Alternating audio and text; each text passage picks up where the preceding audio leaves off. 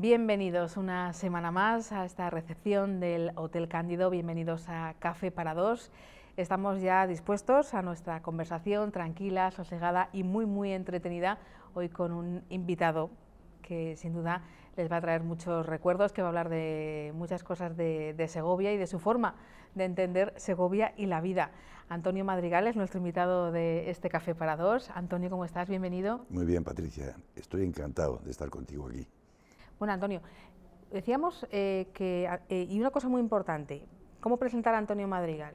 Humorista gráfico, pintor y alguien con una vida muy interesante, una vida que curiosamente nace lejos de donde estamos ahora mismo, lejos de... bueno, nace en otro continente. Efectivamente, yo nací en África, nací en Melilla, y como les digo a mis amigos, en bromas, claro, cuando llegué a Segovia yo era negro y luego poco a poco fui blanqueando. Yo llegué negro con una lanza, pero fui blanqueando. Esto es una broma.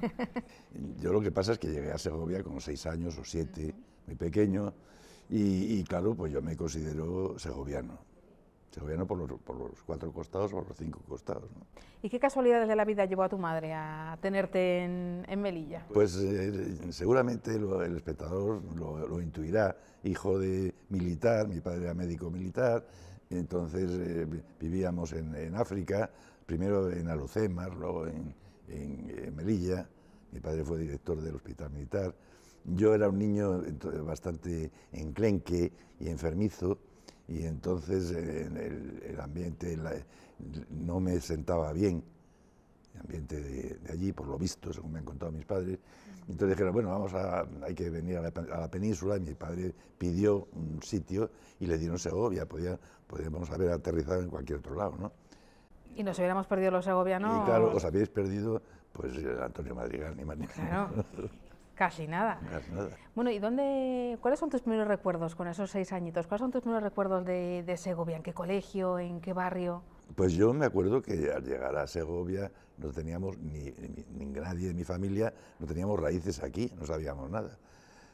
Yo me acuerdo que mi madre le dijo, llegamos a la estación, hacía un frío, ya no hacen esos fríos. El tren con unos caramelos de hielo, y todos allí, con unos guantes, los niños, que jamás en Melilla habíamos utilizado guantes, llevábamos las manos así todos. Y dice mi madre a mi padre, que se llama Alberto, y Alberto, porque claro, salían los autobuses de una empresa que se llamaba Primicia, salían de al lado de la estación antigua, al que todavía tiene uso, que realmente la estación, el edificio era igual que ahora, ¿no? Y salían allí. Y todo aquello no es como ahora que está todo edificado, aquello eran huertas. Y le dice mi madre a mi padre, dice, Alberto, ¿dónde me has traído? A un corral de vacas. Y porque claro, entonces, para llegar desde la estación hasta Lanzovejo... Estaban las afueras. Estaban las afueras, había pues un montón de claro, huertas. Pensemos que ni el Paseo Nuevo, ni Carretera Llacastín, eso no... Era precioso, era precioso. Pero vamos, te quiero decir que en ese corral de vacas, bendito, pues hemos estado aquí todos nacieron luego 2 hermanas mías más, en fin, muy contentos de ser segovianos.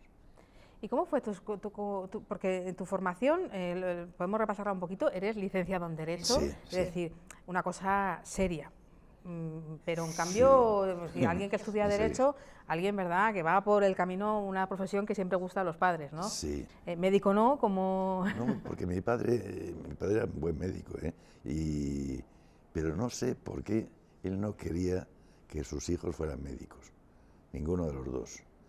Y lo consiguió, porque mi hermano Alberto es ingeniero de montes, y yo pues soy licenciado en Derecho, pintor, jugador de futbolín, en fin, muchas cosas, pero no. ¿Y por qué estudiar Derecho, Antonio? ¿Por una carrera con salida? Yo creo que estudié Derecho porque no me gustaban las matemáticas, simplemente. A mí no me gustaban, no es que no me gustaran, es que no me las explicaban bien, porque en aquella época, yo no quiero hablar mal tampoco de aquellos beneméritos frailes, maristas, pero es que había muchos, no todos, que te enseñaban a bocinazo limpio, y aquello no podía ser. Aquello de enseñarte las matemáticas a bocinazo limpio, pues encima estás ahí asustado, porque viendo unas cosas muy raras, porque la verdad es que las matemáticas es una cosa compleja, que por lo visto para algunos es apasionante. Yo creo que a mí lo que pasa es que no me lo enseñaron bien aquello, ¿no? Entonces, en cuanto pude, que fue cuando hicieron aquella división absurda de ciencias o letras, yo creo que era una cosa bastante absurda, pues yo me agarré a las letras y se acabó. ¿Entiendes? O sea que... Y entonces, como ya me agarré a las letras, pues allí que podías estudiar. Hombre, pues se podían estudiar muchas cosas. Se podía uno estudiar filosofía y letras, la carrera de ciencias políticas que se acababa de inaugurar entonces. Pero a los ahora que están tan de moda, los politólogos. Sí, pero los papás de clase media, eso no les decían, ¿qué es eso de ciencias políticas? Y por supuesto, filosofía y letras era una carrera de chicas o de curas. Tú fíjate qué manera de... La gente, ¿cómo se hacían departamentos? Sí, ¿no? Porque en aquella época los padres de la sufrida clase media, yo no lo digo en tono peyorativo, porque yo también, mi familia era de esa sufrida clase media, buscaban en las carreras, si le podían dar carreras a los hijos, buscaban las salidas. ¿Qué salida tiene esta carrera? Que luego se pudiera colocar bien. Exactamente. Y no, filosofía y letras, pero que eso, y fíjate lo de ciencias políticas. ¿Qué es eso de ciencias políticas? Bueno, con el franquismo y todo aquello. Bueno, pues entonces, no sé dónde va este rollo mío. ¿Por qué estudié Derecho? Por descarte. Por exclusión, filosofía era carrera de curas y de chicas, según decían ellos. Ciencias políticas acaba de inaugurar, pues Derecho. Yo no sabía lo que era Derecho entonces, no sabía ni lo que era un código ni lo que era nada de esto. Y nada, pues esa es la razón por la que me puse a estudiar Derecho, y tengo que decir que lo terminé, no como muchos otros que empezaron y no terminaron, porque, en fin, cuando haces una cosa a contrapelo que no te gusta, pues es una cosa insufrible, ¿no? Pero vamos, te quiero decir que ya puestos a confesarme contigo y con los telespectadores, mi reino no era de ese mundo, ¿entiendes? Todos mis respetos para los abogados, que he conocido muchos y estupendos, y en Segovia hay buenísimos abogados, muchos amigos míos, pero yo no era de ese, mi reino no era de ese mundo, mi reino era pues del periodismo, de la pintura, del humor gráfico, de todo esto. ¿Y cómo empieza tu vinculación con el humor gráfico? ¿Eras de los que cuando era joven cogía enseguida un papel, un rotulador y hacía...? ¿Cómo empieza tu vinculación con este mundo que tan buenos ratos nos ha hecho pasar? Pues yo se lo digo siempre a mi hermano, que acabo de nombrar, ingeniero de Montes. Al principio éramos 3 hermanos, luego vinieron las que nacieron en Segovia. Y entonces, para que no diéramos la lata, nos ponían a los niños, teníamos niños de 4 años, por ahí, en una mesa bajita, y pedíamos el bote de los pintos. Los pintos eran los lápices. Y entonces poníamos el bote en medio y con unos papeles que nos daban, para que no diéramos la lata, pintábamos todo lo que veíamos en Melilla, y lo que veíamos eran desfiles y cosas así, o el puerto de mar y tal. Y entonces de ahí me vino dibujar todo lo que... Entonces no existía la televisión. Ahora los niños dibujan, por lo visto, lo que ven en la televisión, pero como no había televisión entonces, dibujábamos lo que veíamos. Y de ahí me vino mi afición a dibujar. Luego viene la segunda parte. Empezaron a regalarnos tebeos. La famosa escuela Bruguera, que era la editorial catalana de Pulgarcito, el DDT y tantas otras estupendas revistas, pues en mi casa nos compraban tebeos. Y entonces a mí aquello me abrió un mundo, porque yo copiaba a los personajes. Yo sabía dibujar a Carpanta, y a Don Berrinche, y a Doña Urraca, y a todos aquellos. Y luego además me inventaba personajes propios. Incluso me inventé tebeos que les vendía a mi familia. ¿Con su historia? Sí, con su historia, ¿no? Y entonces... O sea, que tus primeros clientes fueron sí, o sea, que la familia. Y mis maestros, porque yo soy autodidacta, yo en el humor y en la pintura soy autodidacta totalmente. Y mis maestros fueron los dibujantes catalanes, que por lo visto se llaman ninotaires, los famosos ninotaires de la editorial Bruguera, y también los valencianos de la editorial valenciana, Jaimito y tal. pero vamos, voy a citarlos porque no tengo más remedio, a Peñarroya, a Cifré, a Vázquez, a Conti, a fin, a Ibáñez ahora mismo, naturalmente, gente genial y estupenda que a mí me enseñaron a dibujar. ¿Y cómo fue tu primer contacto profesional con ese mundo? Profesional, bueno, pues vamos a ver, yo cuando era muy pequeño en la revista Jaimito había una sección que se llamaba Jaimito dibujado por los lectores. Entonces los niños, los que queríamos, claro, mandábamos un dibujo, muy torpe te puedes imaginar, lo que era para nosotros utilizar la tinta china. Entonces no existían los rotuladores. Entonces yo inventé un Jaimito que iba a disparar un cohete fallero y al mismo tiempo se le había enredado en una pierna. Y entonces se conoce que les hizo gracia y publicaron el chiste y me dieron un premio que eran 25 pesetas, que entonces no era moco de pavo aquello. Y Antonio Madrigal, el niño Antonio Madrigal, y eso fue, lo enseñamos por todo el barrio, por aquí, y ya pues aquello fue un triunfo enorme. Ese fue el primero de todos. Y luego ya más adelante, ya estando yo con 15 años, me acuerdo que hubo una revista de humor, que el año 55 por ahí, que dirigió Mingote, que se llamaba Don José, que era una revista, en un principio era filial del diario España de Tánger, luego ya fue independiente, y entonces yo empecé a mandar allí, yo con 15 años, y dibujos y me los empezaron a publicar.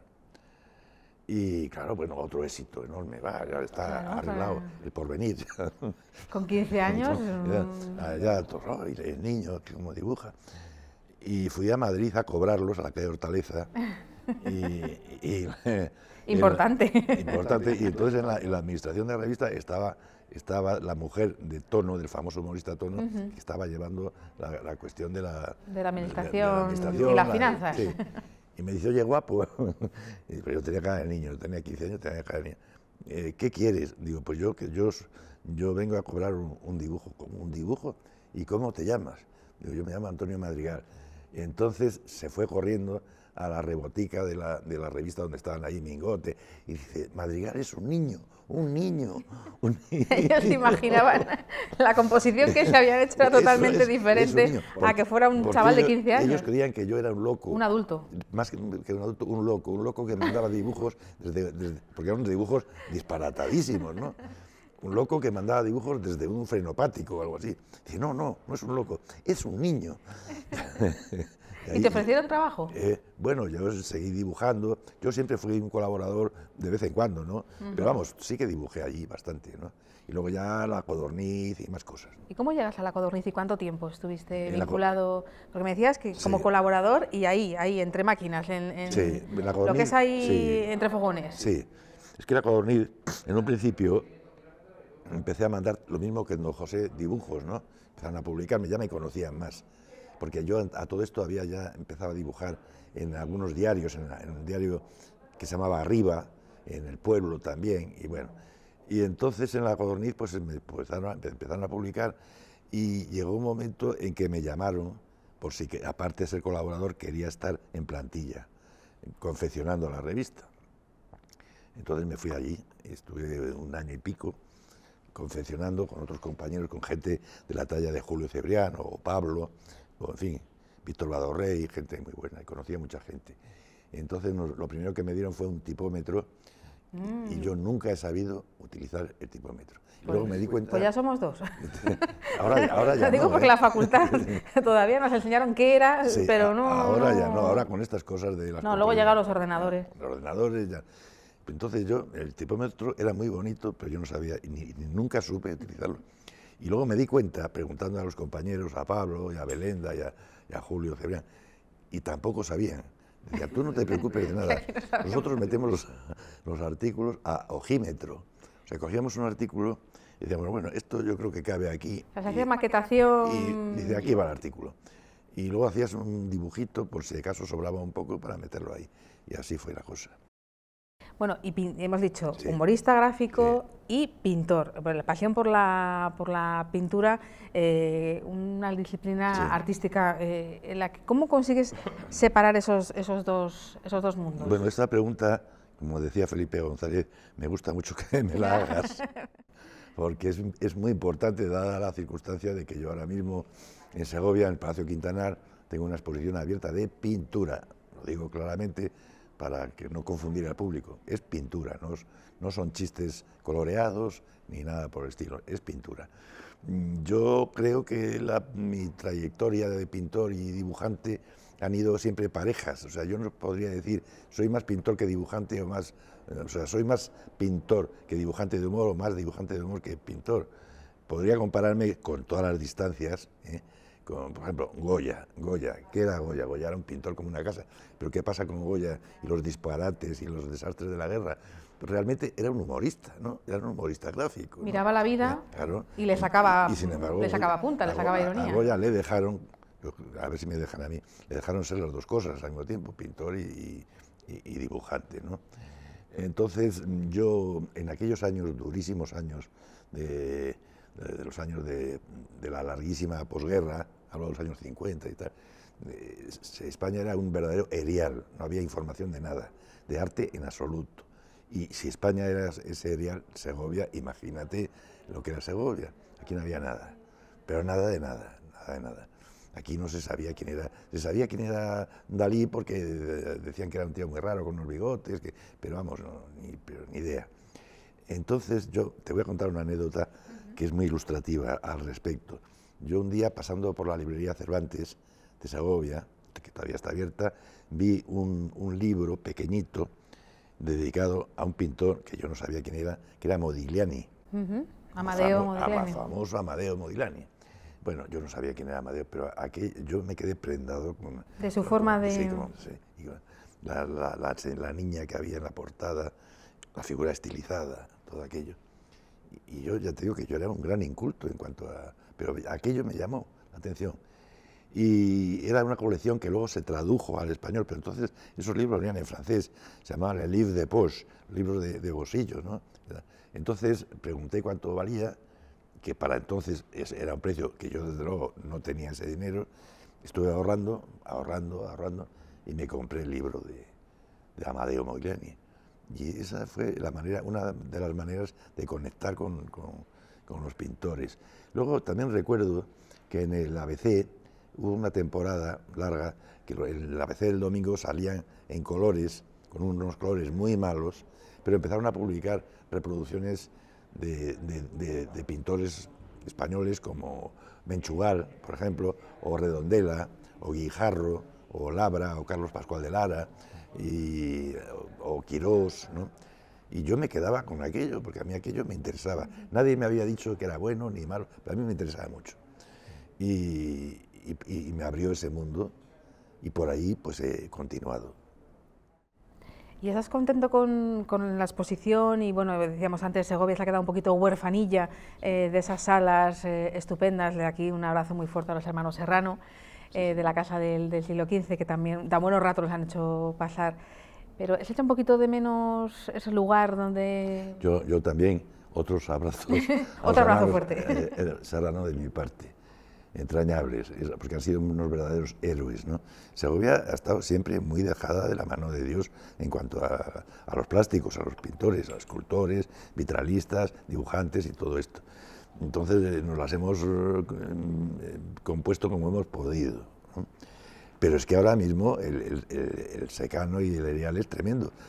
Existe el Torreón de Lozoya, todos sabemos lo que ha pasado con él. La Alhóndiga, pues sí, de vez en cuando hay alguna exposición. Ahora estamos asistiendo a el meritorio esfuerzo del Palacio de Quintanar por albergar en sus salas algunas exposiciones que van poco a poco. No lo digo porque tenga yo ahora mismo una exposición allí, bueno, sí lo digo por eso, claro. pero lo digo también para otros compañeros, que la verdad es que el Palacio de Quintanar es un edificio precioso, es un edificio que además ha estado rehabilitado y yo creo que le falta ese pequeño toque de convertir las salas en verdaderas salas de exposiciones, pero habría que, aparte de eso, acostumbrar al público segoviano, que existe público segoviano aficionado a las artes plásticas, y muchos, a ir total, no está tan lejos, no está en la calle Real, pero está muy cerca también, a ir por el Palacio de Quintanar y ver las exposiciones. Nosotros en Segovia tampoco es chauvinismo por mi parte, tenemos muy buenos pintores, muy buenos escultores, muy buenos vitralistas, dibujantes, en fin, gente estupenda. Y hay otros que no son de Segovia, pero que viven con nosotros y que les conocemos y que, o que pueden venir y que nos pueden ayudar, ¿no? Y es esa gente estupenda que nos permite hacer cafés tan divertidos y tan entretenidos como el que hoy nos ha ofrecido nuestro invitado, Antonio Madrigal. Nuestro tiempo se ha pasado volando, así que, como le digo a mis invitados, ya habrá ocasión de hacer la segunda parte. Lo que se nos haya quedado por decir. Antonio, un abrazo muy fuerte. Patricia, encantado, a tu disposición, a vuestra disposición. Y nada, que yo he estado muy a gusto hablando contigo y departiendo. Charlando, que es una cosa que hay que cultivar. Nosotros nos tomamos un pequeño respiro, ya saben, llegan las vacaciones de Semana Santa, pero volvemos muy prontito en un nuevo Café para Dos.